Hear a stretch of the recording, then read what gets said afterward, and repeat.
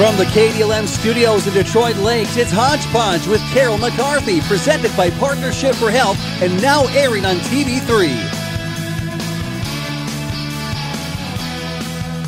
Welcome to Hodge Podge, this 20th day of February 2019. Today on Hodge Podge, we got a couple of guests from Becker County joining me in the studio. A little bit later, we'll be talking to Becker County Sheriff Todd Glander as his office and staff work to open up the new jail, the $20 million facility just north of town that is set to open as inmates will be transported from one point to another point. I think that is the next step. So we'll hear more on that. Also, the open house last night, how that went, and more from Sheriff Glander in the second half of Hodge Podge.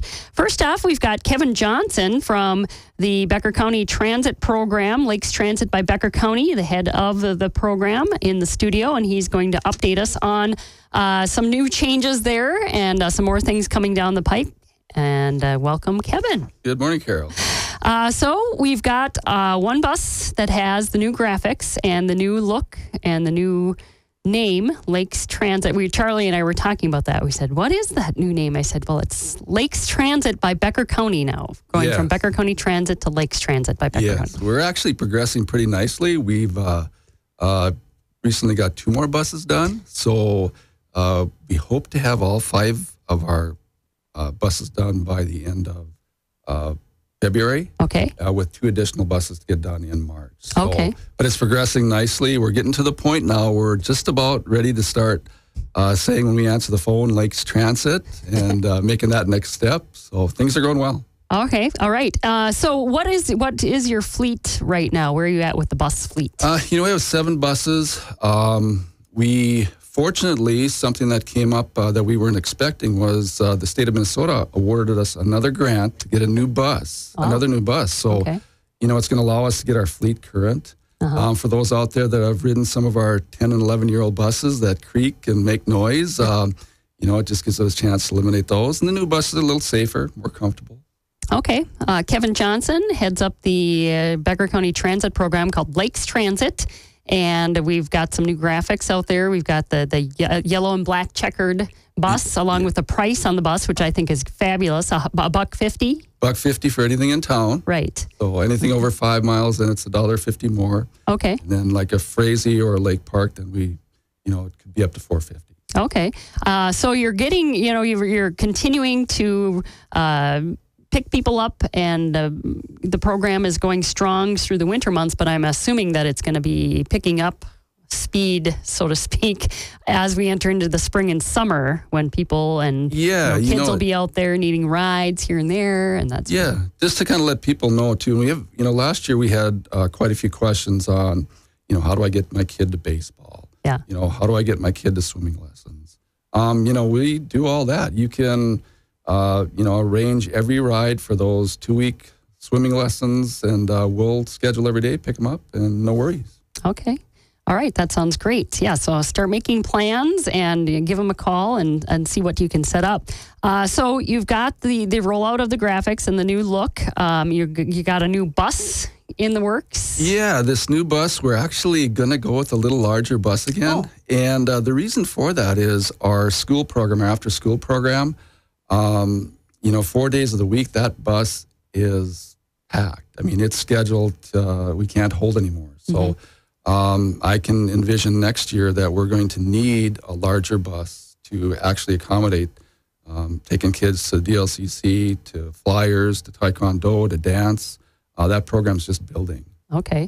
So do you get your buses, do you get brand new buses, or do you get them from the south, kind of like the school district? They get a new bus and it's kind of a new used bus, but they come from the south. Ours is, we get to, I fortunately, this is the 3rd bus I've really been involved with ordering. I'm getting a little better at ordering each one to make it easier for our customers. But we get to choose every option that we want, and it's kind of a fun process. So it's a totally covered by the state. Or do we have to pay in a little bit? The state pays about 80% of it. Okay. So, we have the operating budget to, really pay and the revenue to pay for the other 20%. So we're in good shape that way. Okay, that sounds great. So a new bus on the road pretty soon.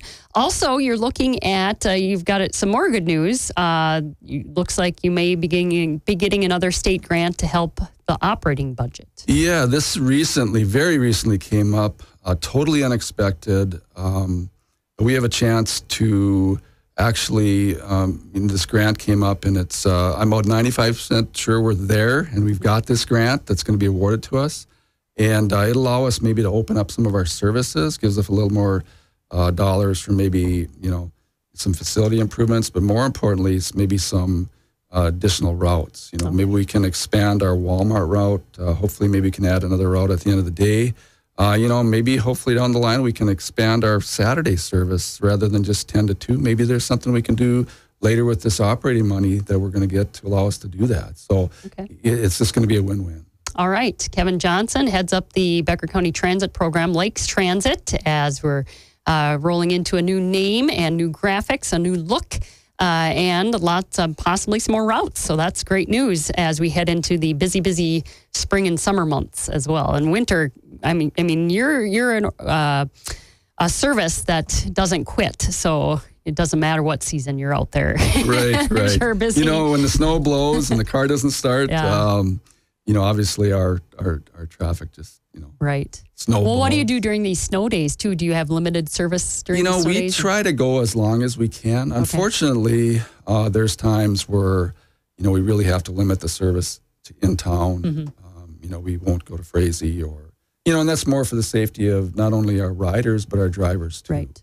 We want to keep everybody safe first and then do what we can to get everybody where they need to go. All right. And some of the other things now that you're getting a larger fleet and you're looking at expanding and housing these buses. Yeah, currently we do not have enough space. We can house 5 buses. We have 7 buses, which obviously leaves 2 buses out in the cold. And these buses, they're an asset, they're an expense, and we want to take care of these buses. So, we're looking at, they're again working with the state or, looking at maybe a different location, relocating to see, or maybe down the line, going out with the new county garage when that process, continues and gets to a point where, it's going to be finalized. Maybe that's an option for us. But yeah, we need more room. All right. So that's coming as well. So more conversation on that.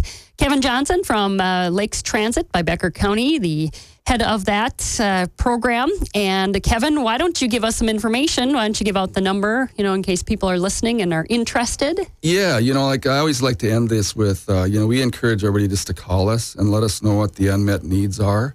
Obviously we try to find out what they are, but a lot of times we don't hear from the public. We don't know. So, you can call me at Transit, and our number is 847-1674, or you can visit our website, the official Becker County website, my email address on there. You can email me, and I'll respond to you, and we want to hear what the unmet needs are out there. All right. Kevin Johnson, Transit. Lakes Transit. All right. Thanks, Kevin. And we're going to take a break, and when we come back, Becker County Sheriff Todd Glander will join me in the studio next on Hodge Podge. Now, back to Hodge Podge with Carol McCarthy on KDLM Detroit Lakes. Welcome back to Hodge Podge this Wednesday morning, February 20th, 2019. Back in the studio this morning with Becker County Sheriff Todd Glander. Good morning, Sheriff Glander. Good morning, Carol. We'll talk in a bit. We'll talk about the new jail. Of course, you had an open house yesterday, but we'll get to that in a second. But first and foremost, we've got some winter weather once again and some dicey, icy roads out there. Yes, we do. And I just want to remind people to slow down.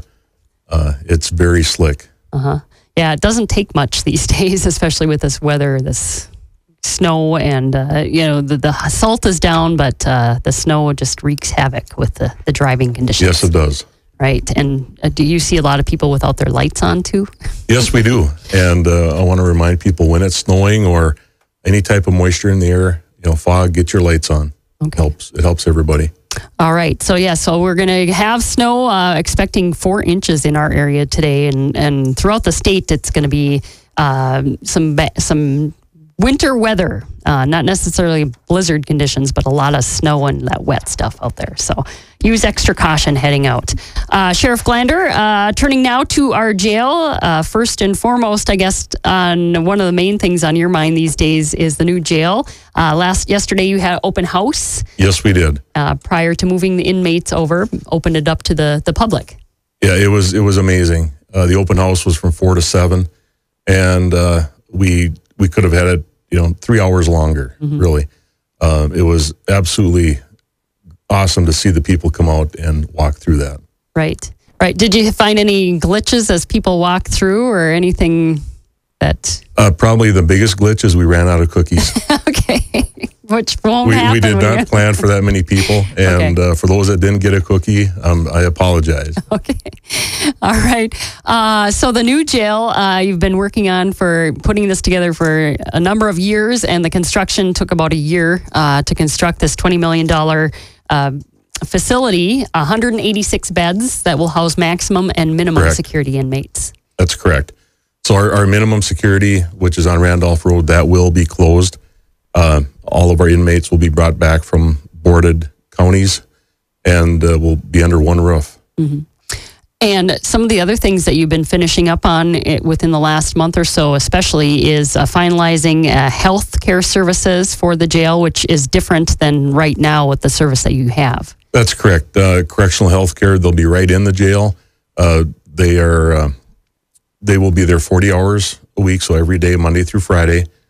Plus, we're going to have a mental health part of that, which is 4 hours per week, which is a good thing. We're seeing more mental health issues. And from what I understand from the jail administrator, Paula was talking about, and I think Chris Burton, we talked to you after the deal was finalized for the service, that Clay County uses the same service, and it's this service they'll be able to utilize records of inmates that, a lot of them that may already be in the system. You'll get records and health with their health records, and that will make it a lot easier to assess some of these patients and their care, I guess. That's correct. Consistency is going to be huge with this. Yes, Mend is in other counties surrounding us.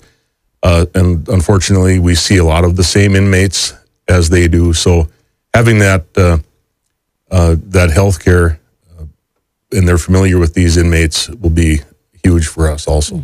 And it will be a bit of a cost savings rather than transporting inmates back and forth and, not having to go all the time back and forth to the hospital rather than just take care of inmates. You'll have a special room actually dedicated for health services. That's correct. Right now we have 15 hours of health care in our current facility. Adding those extra hours, which basically we have to because of the amount of inmates and the, getting these inmates back from the boarded counties, it'll be nice. But yeah, it's something that, again, it'll cut down on the transports to and from clinics, emergency room. Not that we're going to eliminate all of them, but the day-to-day runs to appointments will definitely be cut down. From what I understand, too, sitting in on some of the discussion for healthcare, too, is just handing out medications. Some inmates require medications, and just that consistency of handing out, somebody being on hand to hand out the medications, that takes time, away from, say, jailers who had to do it prior to this. Right. And currently we have our jail staff doing that. And it takes up several hours per day. Men will come in and they will take care, I believe, all but one medication run. And it, like I said, currently it takes probably over an hour per medication run. Right. And these kind of things, it's interesting, having this opportunity to kind of get a bird's eye view, so to speak, of what goes on, throughout the day in the jail. It's not just about, putting people in a cell and keeping them there. You've got to provide certain services under law to do this. And it's amazing some of the things that, that we have to provide. That's right. We, plus you throw in the court end of it. We'll be transporting inmates to and from court daily, or when there's court, obviously. But we do have people on staff that will be able to transport them to and from court daily. And eventually we'll have an ITV option. But right now, our plan is to transport to and from court, which will be transporting to our current facility and then into the courthouse. All right. So right now, this day as we speak, you still have inmates. I mean, you're not moved. The inmates aren't in the jail yet. Currently No, they're in the not. facility. So you still have inmates that are being housed at jails around the region that are transported, and that's what the problem we're solving here, building this new jail, is to bring them all under Becker County's roof. Correct. So to speak. Yeah, we've been housing in up to 7 different counties, and a lot of times going over 100 miles to these counties to pick up prisoners, take them there, and it's again, it'll be nice for everyone to have these inmates back. It'll cut down on our transport costs and just all around more efficient for the county. All right. I'm in the studio this morning with Becker County Sheriff Todd Glander as the county is looking to now open up the new jail. And Sheriff Glander, can you give us an idea of when that's going to happen, when the actual inmates will be, you don't have to give the exact date and time, I understand that, but when do you expect that to be fully functioning? We have staff out there right now that are working on getting this jail ready. Again, the construction is done, but there's many things that have to be put in place before we can put inmates in. Computers set up, all of our fixtures in place, and we're looking at the early part of March. Okay. So it would be nice to have them in there by the first week in March, but we're doing the best we can, and I applaud our transition team and all of the staff, the jail staff, for what they're doing. They're out there early morning and into the evenings getting this done. All right. Yeah. So we'll look forward to seeing that happen. And what happens now once you move the inmates out, what happens with that space that will be left behind? That's currently undecided at this time. The county board has not decided what's going to happen with that. Just like minimum security, that will be closed, and they're looking at options for that also. We're still, that hasn't been decided, but your offices, the sheriff's department, will remain in the same location. That's correct. Our dispatch center and sheriff's office will remain at our current location on the south end of the courthouse. All right. Becker County Sheriff Todd Glander in the studio with me this morning. Some of the other things, Sheriff Glander, I did make it to the grand opening, but I didn't get a tour because I was worried I'd have to wait forever because I had something else to go to last night. But I did see Cody Boucher and K9 Cooper at the event yesterday, and he was talking about, I asked him about a fundraising effort to bring on a new canine, an additional canine for the county. That's correct. We are currently accepting donations for a second canine. We do have our second canine handler picked already, which he will be in that process for collecting donations. And his name is Darren Borth. He's from the southeast part of our county, and he's been a deputy for several years, but he is very excited to get going with this other dog, second dog. So Cooper is a busy canine.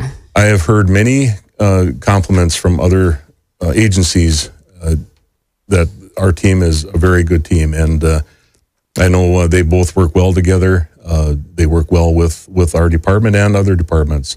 We're very happy to have them on board. All right. We'll have to get Officer Boucher and Cooper in and talk to them. That would be good, yes. Okay.